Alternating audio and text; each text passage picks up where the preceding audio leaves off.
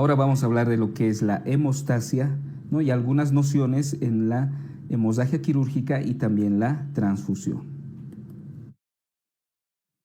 Bueno, el concepto de hemostasia, como sabemos, es ese proceso fisiológico que sirve para poder controlar lo que es el sangrado a nivel de los vasos sanguíneos.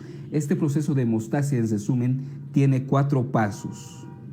El primer paso vendría a ser la vasoconstricción, una vasoconstricción local, guiada más que todo por factores locales como el tromboxano, de igual manera por el sistema simpático, ¿no? Esta vasoconstricción va a tener mayor eficacia cuando el corte o la herida en el vaso sea transversal. Por lo tanto, esta vasoconstricción va a poder ocluir totalmente y ayudar en el control de la hemorragia. El segundo punto estaría dado por lo que es la formación del tapón plaquetario, ¿no? Como vemos aquí, esa reunión de plaquetas que van a empezar a juntarse para poder ocluir esa lesión vascular. Posteriormente vendrá la coagulación con sus 2 vías que se van activando a manera de cascada, y por último la fibrinolisis. Esta fibrinolisis, si vemos ahí que ya hay un coágulo, la fibrinolisis sirve para que ese coágulo se disuelva y el torrente sanguíneo pueda volver a pasar normalmente con su flujo adecuado. Bueno, ya habíamos visto un poco de lo que es la vasoconstricción, hablaremos un poco ahora de lo que es el tapón plaquetario, ¿no? El tapón plaquetario, ¿no?, como su nombre lo indica, involucra mucho a lo que son las plaquetas. En primer lugar, las plaquetas se van a empezar a adherir, se activarán y posteriormente se agregarán.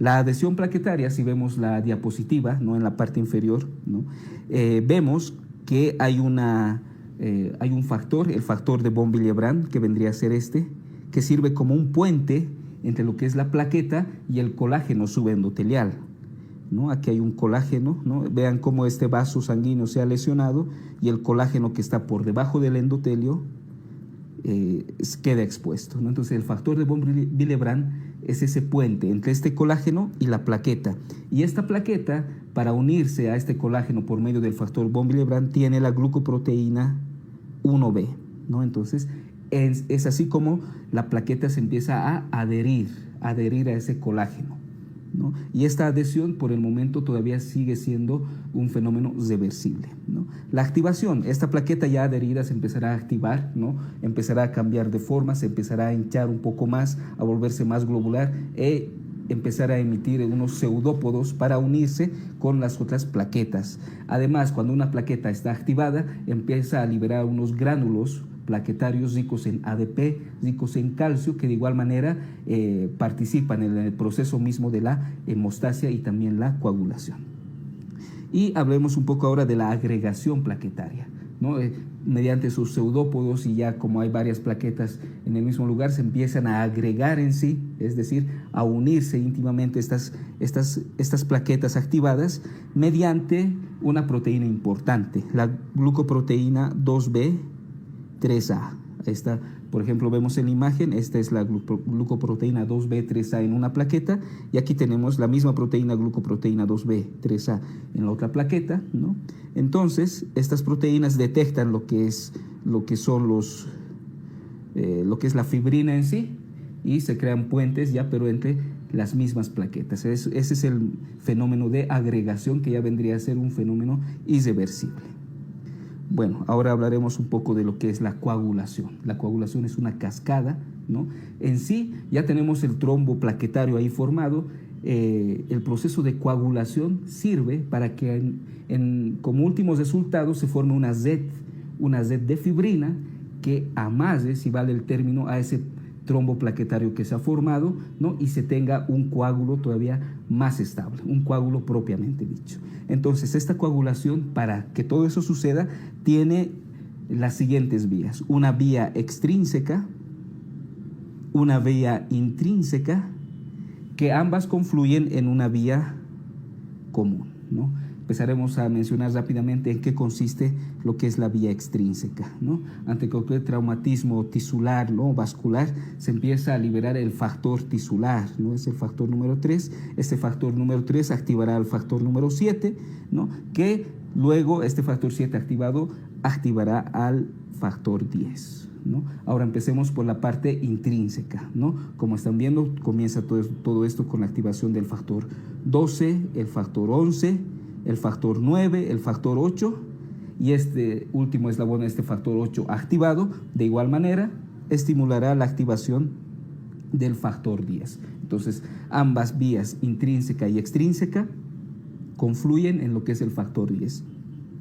Este factor 10, gracias al calcio que las plaquetas están liberando, se activa,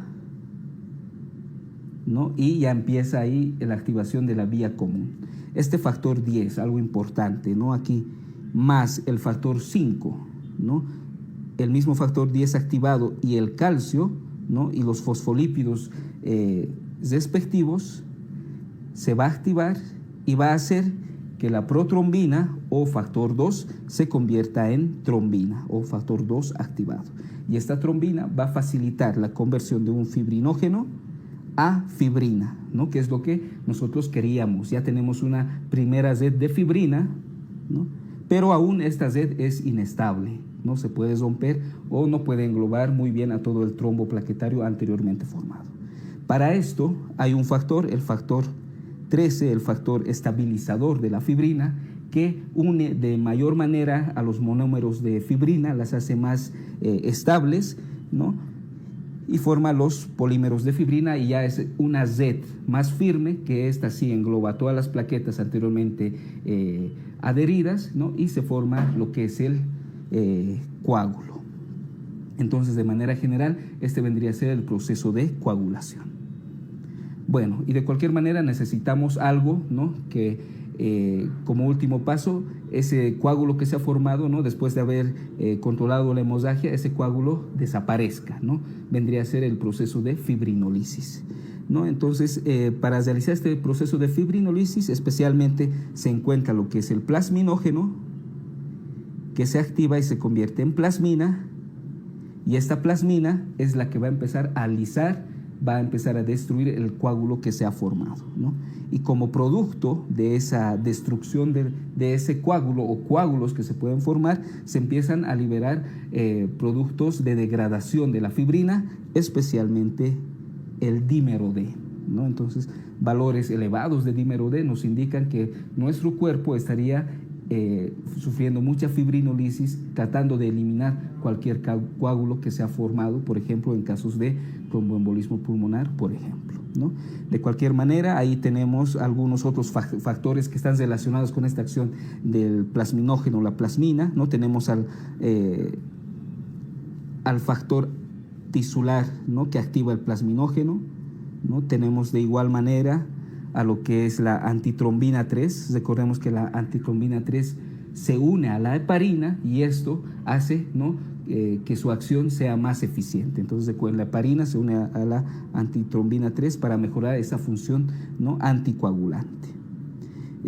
Principalmente, ¿no? Tenemos otros adyacentes, la proteína C, el factor 12, la calicreína, etcétera, ¿no? Relacionados también con ese proceso de plasminógeno, plasmina y fibrinólisis, principalmente.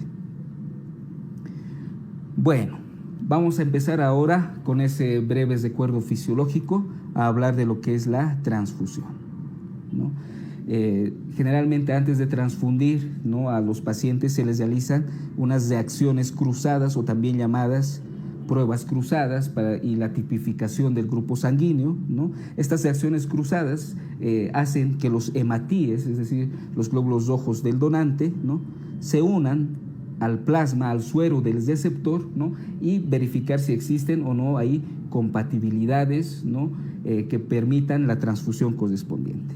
Y recordemos, ¿no? Que los grupos sanguíneos O, el grupo sanguíneo O, por ejemplo, es conocido como el donante universal, y el grupo sanguíneo AB es conocido como el receptor universal. De cualquier manera, también existe la tipificación RH, y es recomendable que todos los pacientes que tengan un grupo RH negativo reciban una sangre RH negativa. Si no se cuenta, se puede colocar una sangre RH positiva, ¿no? En último caso, exceptuando a las mujeres que estén en edad fértil, esto por el riesgo de eritroblastosis fetal, ¿no? Bueno, vale destacar que realizar estas reacciones cruzadas anteriormente mencionadas es un poco difícil en pacientes que ya hayan recibido muchas transfusiones o que sean portadores de una anemia hemolítica. Ahora también actualmente se está hablando de lo que son las transfusiones autólogas, ¿no? Es decir, utilizar la misma sangre del paciente para transfundirse, ¿no? ¿En qué pacientes podemos indicar este tipo de transfusiones? En aquellos pacientes que tengan una hemoglobina de mayor de 11 o un hematocrito de más del 34%, ¿no? En estos tipos de pacientes, ¿no?, se empieza a recuperar la misma sangre de estos. Por ejemplo, la primera recuperación es a los 40 días antes de su cirugía y la última recuperación 3 días antes de su cirugía, ¿no? Una vez ya contenidas o recuperadas la misma sangre del paciente, las donaciones se harán al mismo paciente entre 3 a 4 días, 5 unidades como máximo, y generalmente esto se acompaña de eritropoyetina, que también se da y mejora la respuesta del paciente. Bueno, y vamos a recordar un poco qué hemoderivados tenemos, ¿no?, para las situaciones de transfusión. Tenemos, por ejemplo, la sangre entera en banco. Esto generalmente rara vez se encuentra disponible.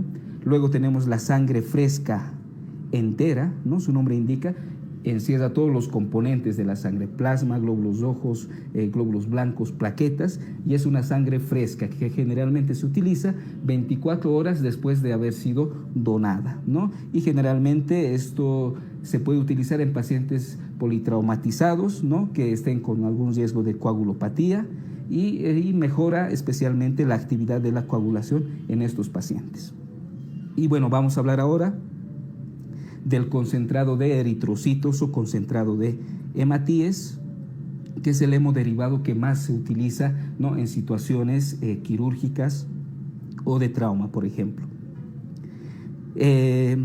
Algo importante sobre este concentrado de eritrocitos es que disminuye las reacciones que el plasma sanguíneo contenido puede causar en el receptor. Pero hay que tener en cuenta que también disminuye los niveles de sodio, potasio, de ácido láctico y citrato. Y vale destacar que un paquete, ¿no?, de concentrado de hematíes, concentrado de eritrocitos, una unidad de estas, aumenta la hemoglobina en 1 gramo por decilitro, o lo mismo decir que aumenta el hematocrito en un 3%. ¿No? Pero yo creo que es importante recordar que una unidad de concentrado de hematíes, ¿no?, si ha sido efectiva en su función, va a aumentar en 1 gramo la hemoglobina del paciente, y esto tendría que ver en sus controles respectivos. De igual manera tenemos un concentrado de hematíes, pero se denomina concentrado de hematíes lavados, ¿no?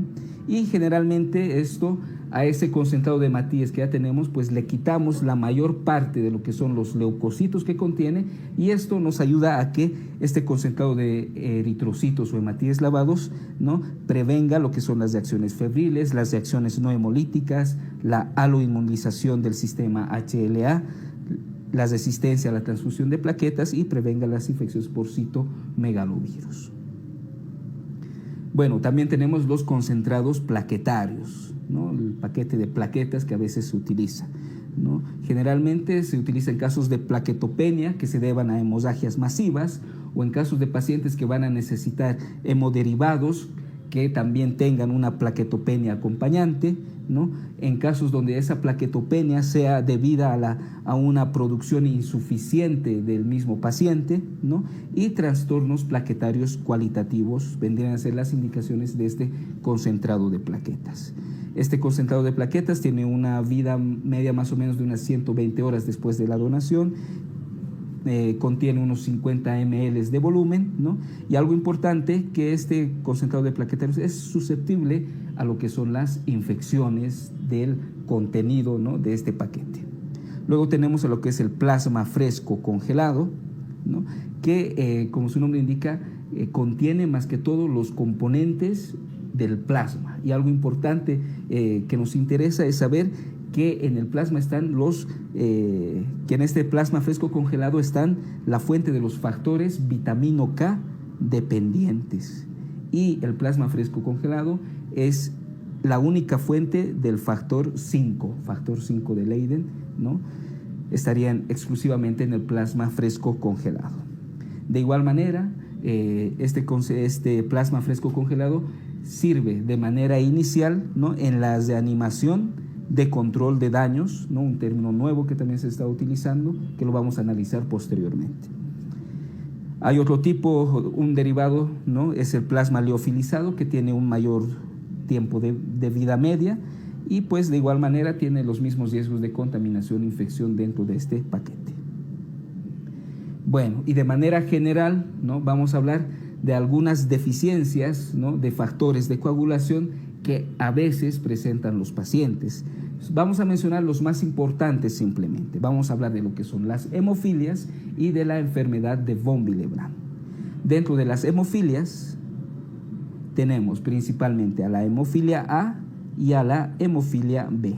La más importante dentro de las hemofilias, la más frecuente, la hemofilia A, que se debe a un déficit del factor 8, ¿no? Hay concentraciones bajas de este factor 8.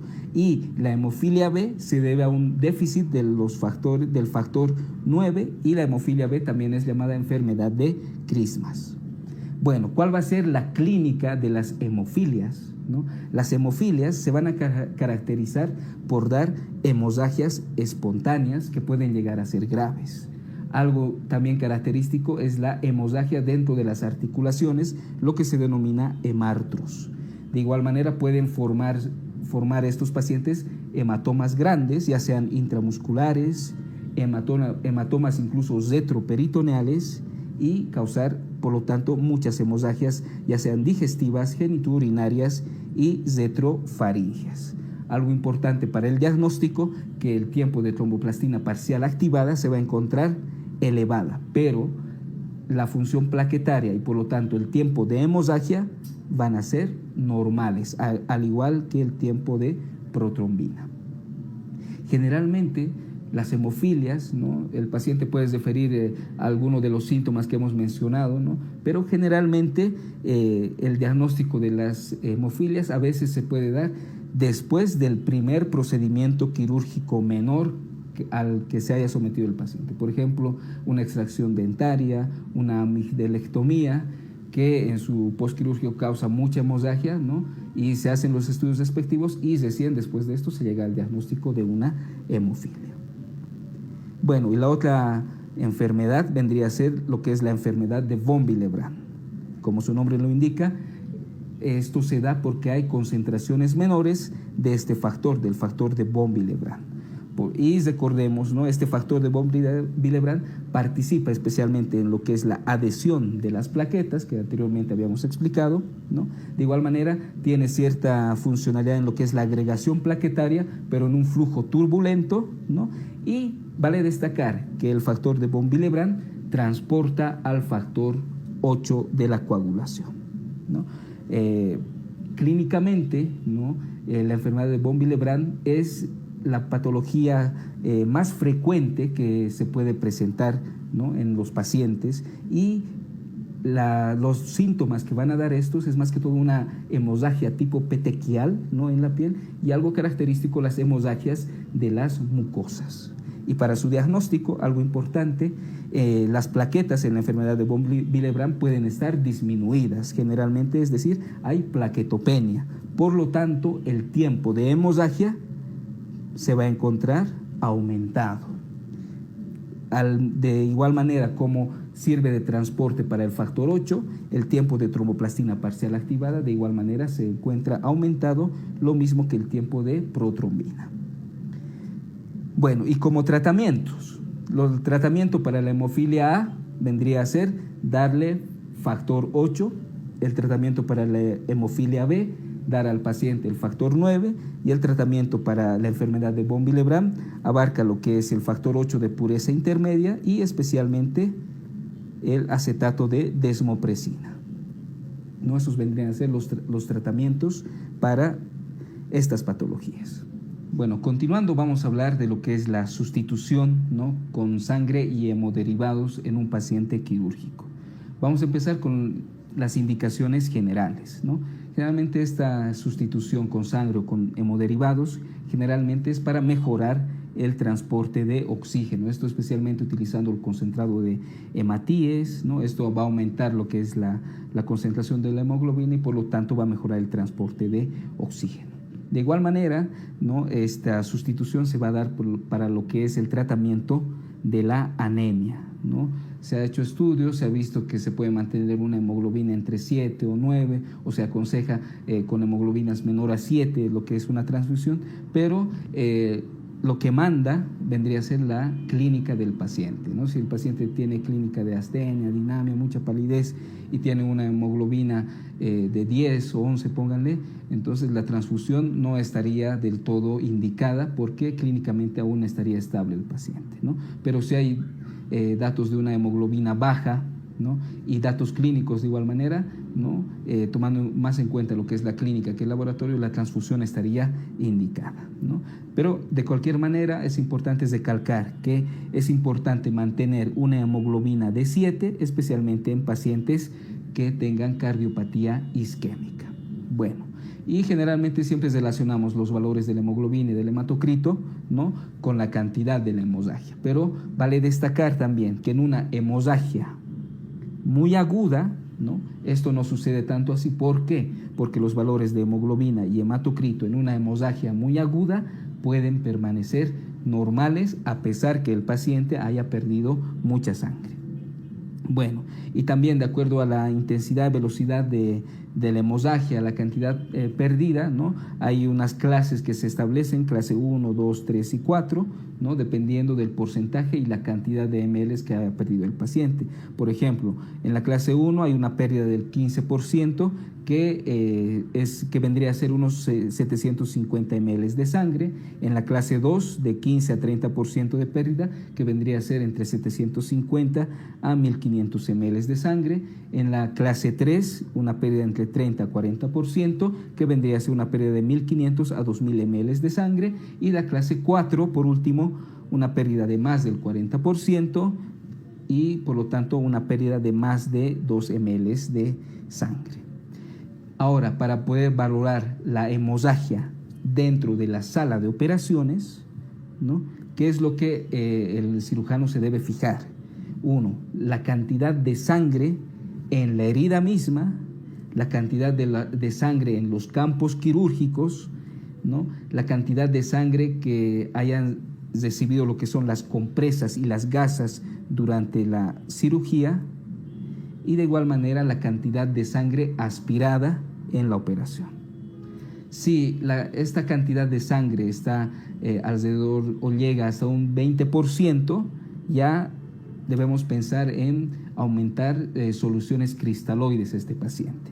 Pero si la pérdida es más del 20%, ya tenemos que pensar en la transfusión de un paquete de hematíes. Bueno, vamos a hablar ahora de algo importante, la reanimación de control de daños, ¿no? Antiguamente, ¿no?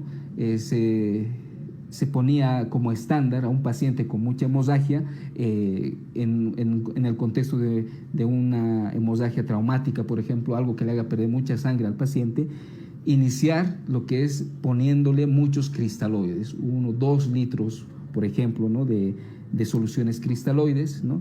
Y posteriormente recién pensar en transfundir un concentrado de hematíes, por ejemplo. Pero se ha visto que con esta medida estándar se aumenta el riesgo de coagulopatía en el paciente. Por lo tanto, ahora se maneja este término de reanimación de control de daños, donde se trata de empezar en conjunto la administración de cristaloides, ¿no? Generalmente ya al mismo tiempo, ¿no? O lo antes posible, una transfusión de un paquete de hematíes, ¿no? Y también de plasma y, si es posible, de plaquetas. ¿Por qué? Porque se ha visto que con esta combinación, cristaloides, hematíes, plasma y plaquetas, ¿no? Esa reposición para el control de daños, se disminuye lo que es la triada letal. Y si recordamos un poco, la triada letal es coagulopatía, acidosis metabólica y la hipotermia. Todo paciente que esté perdiendo mucha sangre ya tiene riesgo de hipotermia, ¿no? Está en un estado de acidosis metabólica por el ácido láctico que se va acumulando por el estado de shock, ¿no? Y al perder mucha sangre y gastar los factores, ¿no? Hay un riesgo de coagulopatía. Y esta triada letal puede llegar a la muerte rápida del paciente, ¿no? Por ejemplo, en las hemorragias de heridas que estén en tronco, acompañado de un estado de shock, por ejemplo, va a haber un estado de coagulopatía temprana, pero que puede ser prevenible, pero aún así puede llegar a la muerte del paciente, ¿no? Por lo tanto, esta reanimación de control de daños busca disminuir esa triada letal y poder hacer que estas hemorragias prevenibles puedan tener un mejor éxito, ¿no? Otro término importante vendría a ser la transfusión masiva. ¿A qué se llama transfusión masiva? A la utilización de más de 10 concentrados de hematíes en las primeras 24 horas después de la hospitalización, ¿no? Entonces recordemos, esa reanimación de control de daños, ¿no? Es pues después de utilizar una cantidad mínima de cristaloides, ¿no? Al mismo tiempo tratar de colocar en este paciente hematíes, plasma y si es posible plaquetas en una proporción 1 a 1 a 1, es decir, una proporción de hematíes, la misma proporción de plasma y si es posible la misma proporción de plaquetas. Bueno, las complicaciones de la transfusión, ¿no? Las transfusiones tienen muchas complicaciones, tienen ahí un cuadro resumen importante de estas. Vale destacar que la reacción transfusional febril, ¿no? Que no es hemolítica, es la más frecuente, ¿no? Y que se puede atenuar un poco con el uso de paracetamol antes de la transfusión respectiva, ¿no? La contaminación bacteriana, ¿no? Especialmente, recordemos que los paquetes de plaquetas son los más susceptibles, ¿no? Entonces, almacenarlos menos de 5 días antes de la transfusión, ¿no? Luego tenemos reacciones alérgicas, la sobrecarga circulatoria, por ejemplo, que es lo que causa el edema pulmonar, que va a ser más frecuente en pacientes ancianos de edad avanzada que tengan una cardiopatía. Por lo tanto, para evitar esto, pues es importante transfundir en un mayor tiempo al paciente. Bueno, de cualquier manera, también destacar la lesión pulmonar aguda relacionada con la transfusión, ¿no? Como causa importante incluso de fallecimientos en este tipo de pacientes. Y luego tenemos varias reacciones hemolíticas, ¿no? Que pueden ser agudas y crónicas. Las más importantes, las reacciones hemolíticas agudas, porque son muy letales, ¿no? Estas cursan con fiebre, hipotensión, coagulación intravascular diseminada, hemoglobinuria, hemoglobinemia, necrosis tubular aguda, porque la hemoglobina se va a precipitar dentro de los túbulos, ¿no? Y esto, ¿cuándo ocurre? Cuando se transfunde un tipo de sangre, pero que sea incompatible, es decir, en pacientes que se ha transfundido con incompatibilidad ABO, ¿no? Y está mediada por la inmunoglobulina M, que es generalmente la más aguda. Por lo tanto, hay que prevenir esto, ¿no? Haciendo una buena tipificación, ¿no? En caso de que suceda, detener la transfusión, tomar una muestra sanguínea y mandarla al banco de sangre junto con el hemodiderivado, el paquete que ha producido esa reacción hemolítica aguda. De igual manera, vigilar la diuresis, ¿no? Para prevenir la necrosis tubular aguda e hidratar al paciente. Luego, algunas transmisiones de las enfermedades también es una complicación, ¿no? Paludismo, Chagas, brucelosis, sífilis, por ejemplo. Vale destacar que las enfermedades como la hepatitis C y el VIH ya han reducido mucho actualmente la transmisión por esta vía. Y tenemos también la hepatitis B, ¿no? Entonces, las pruebas de detección son las que han permitido esta reducción de la transmisión de enfermedades por transfusiones. Bueno, ¿y qué pruebas de coagulación tenemos para controlar? Tenemos, en primer lugar, realizar una buena historia clínica en el paciente, ver si tiene antecedentes de hemorragias anormales, equimosis o fármacos anticoagulantes que pueda consumir. Vale destacar que el tiempo de protrombina y el INR, ¿no? Sirven más que todo para controlar lo que es la vía extrínseca de la coagulación. ¿Por qué? Porque ahí tenemos el factor 7 que es propio de esta vía y es por esta razón que se utiliza el tiempo de protrombina y el INR para el control especialmente de los pacientes que consumen o que toman anticoagulantes orales o los que están en tratamientos por déficit de vitamina K. Luego tenemos el tiempo de tromboplastina parcial activada, que sirve para el control de la vía intrínseca. Vemos ahí los factores 12, 11, principalmente el 8, ¿no?, que son propios de esta vía, ¿no?, y el tiempo de tromboblastina parcial activada sirve para controlar los pacientes que reciben heparina, por ejemplo. Luego tenemos el tiempo de sangría o tiempo de sangrado, ¿no?, que se utiliza mucho la prueba de IBI con un corte pequeño a nivel en la parte anterior del antebrazo con un valor normal de 7 minutos. Y esto sirve para detectar disfunciones plaquetarias, disfunciones del factor de von Willebrand y defectos vasculares. Bueno, ¿cómo valoramos preoperatoriamente el riesgo de hemorragia, ¿no? Principalmente, preoperatoriamente, a lo que más se va a enfrentar en la parte quirúrgica vendría a ser que exista una anemia preexistente o que exista un paciente que tome anticoagulación oral ya de manera crónica. Son lo que más con frecuencia se enfrenta en la parte quirúrgica en relación con la hemostasia, ¿no? Vale destacar que valores de hemoglobina alrededor de 7 y 8 ya es posible que causen complicaciones perioperatorias.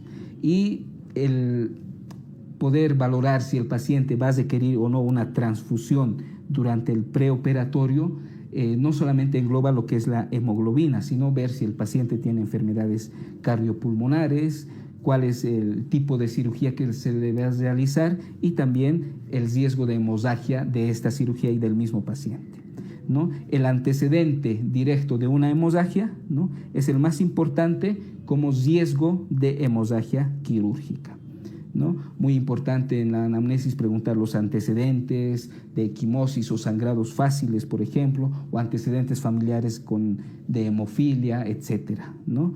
Y si son positivos estos antecedentes clínicos, pues solicitar los respectivos laboratorios, ¿no? TP, TTPA, recuento de plaquetas. Bueno, y en el intraoperatorio y en el posoperatorio, cuando sucede un sangrado en el mismo momento de la cirugía o posteriormente a esto, generalmente se debe a una hemostasia ineficaz, a la misma transfusión con defectos de hemostasia que no han sido detectados, ¿no?, una coagulopatía por consumo y fibrinolisis, ¿no? Son las causas principales, pero esto ya en el intraoperatorio y en el posoperatorio. Si en el campo quirúrgico hay mucha hemorragia, pero no hay hemorragia en otros lugares corporales, eso nos indica que hay una hemostasia mecánica inadecuada, más que todo en el lugar del campo quirúrgico, ¿no? Y vale destacar, ¿no?, que la transfusión masiva, es decir, más de 10 paquetes en 24 horas, causa lo que es la trombocitopenia. Esto es relacionado, ¿no?, con lo que es la hipotermia, la coagulopatía por dilución, la disfunción plaquetaria, fibrinolisis, hipofibrinogenemia, que también está relacionada con esta transfusión masiva. Y otra reacción, ¿no?, otra complicación de esta transfusión masiva vendría a ser la reacción hemolítica transfusional, ¿no?, que causa hemorragias difusas, más que todo por liberación de ADP por las plaquetas que se empiezan a agregar y luego se empiezan a liberar al flujo sanguíneo, y esto causa esta reacción hemolítica transfusional. Luego tenemos lo que es la púrpura transfusional, ¿no? Esto cuando hay anticuerpos contra plaquetas que vendrían a ser los antígenos, pero estas plaquetas son de un tipo raro, ¿no?, plaquetas tipo A1, ¿no? Y generalmente estos anticuerpos que se han formado contra estas plaquetas las empiezan a destruir, pero posteriormente también van a destruir a las plaquetas del mismo receptor. Y esto, algo característico, sucede a los 506 días después de la transfusión, ¿no? Y para ayudar en la remisión se pueden utilizar corticoides, ¿no? Algo importante también a repasar vendría a ser la coagulación intravascular diseminada, donde hay mucha activación de la coagulación, una activación sistémica de la coagulación, que en primer lugar va a consumir todos los factores hasta llegarlos a agotar. Cuando se consumen, se van a formar microtrombos a nivel sistémico, se consumen todos los factores y se van a formar las hemorragias, lo que va a llevar a un fallo multiorgánico. La septicemia, de igual manera, por meningococo, Clostridium perfringens, Staphylococcus aureus, ¿no?, pueden llegar a causar plaquetopenias y desfibrinación, ¿no?